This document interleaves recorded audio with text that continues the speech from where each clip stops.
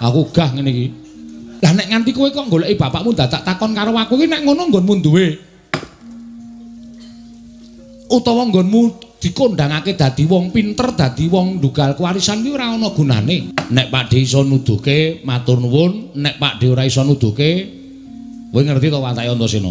Iya, aku ngerti. Aku ngamuk nang kene. Lho. Ngamuk tegese wis pokoke ngamuk. Aku nguyuh sak nggon-nggon.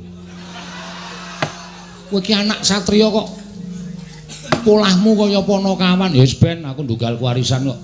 Aku ngamuk ning Ndorowati, aku ora wedi karo Mak Cilik Setyaki, aku ora wedi karo Pakde Udawa. Apa meneh anakmu lanang Samba kuwi selawase ora tau perang. Aku ora wedi sapa. Lho apa meneh kene ana Siwa Mandura. Siwa Mandura arep mbelani karo Pakde Kresna, aku ya ora wedi. Antasena, piye? Saiki ngene. Kowe kuwi ya wong lantip. Kowe kuwi ya wong pinter. Senadyan Antasena kuwi wong kau, wong dosa, wong mlaha, apa anane kowe ora iso basa, kowe ora iso tata krama. Nanging ngerti ya, uripmu keparenging Jawata kuwi dadi wong ndugal kewarisan.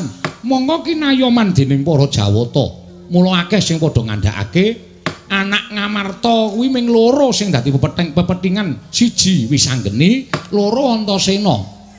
Lah nek nganti kowe kok goleki bapakmu dadak takon karo aku iki nek ngono nggonmu duwe. Utawa nggonmu dikondhangake dadi wong pinter, dadi wong ndugal kewarisan iki ora ana gunane. Ora ana gunane ya.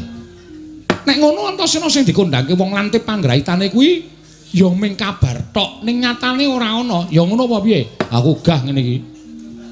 Aku nek diomongan diolak-walik ngene iki aku gah.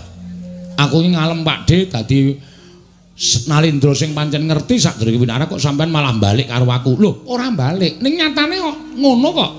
Ning nyatane aku ngrasake aku ora iso goleki karo bapak. Lah, tegese urung binuka, wiwara. Bapakmu menyang endi? Tegese bapakmu dina iki lagi dadi lakon, dikersake dening panguwasaning Dat Kamurweng Dat. Nadyan dipintera kaya ngapa? Pintera njara langit persasat pendhita ingkang wis sak traju sak bobot kalahan para Jawata wae. Nek tok takoni mongko durung dadi keparenging dewa, bapakmu dingerteni menyang endi? Ora bakal ngerti. Nadyan wakmu ing Ndorowati ya ora bakal ngerti. Ngono ya, Dik. Iya. Mula aja banjur nganggo akal, ning gunakno nganggo akal. Lah saiki ngene, saiki gentenan wae, gentenan piye?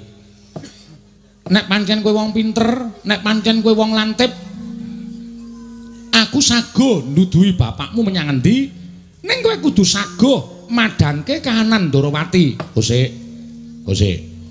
Kok sampeyan ngendika madangke kahanan Ndorowati iki mbok diganti sekringe sik. Lho tegese ngene lho. Padangno kahanan Ndorowati. Padangno kahanan Ndorowati, Ndorowati isih padang.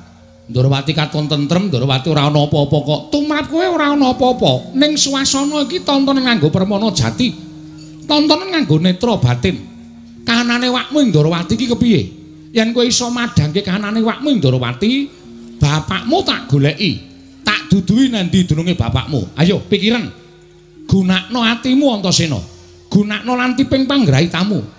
Aja kaya wong bodho lunga-lunga, kowe anak Werkudara lho, kowe putu dewa lho. Nek ora iso ngerti petenging pun wong Ndorowati, ora ana gunane kowe dadi anak Werkudara.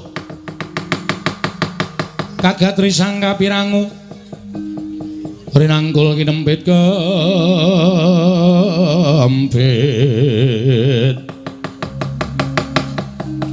dosang reknaning bawana ing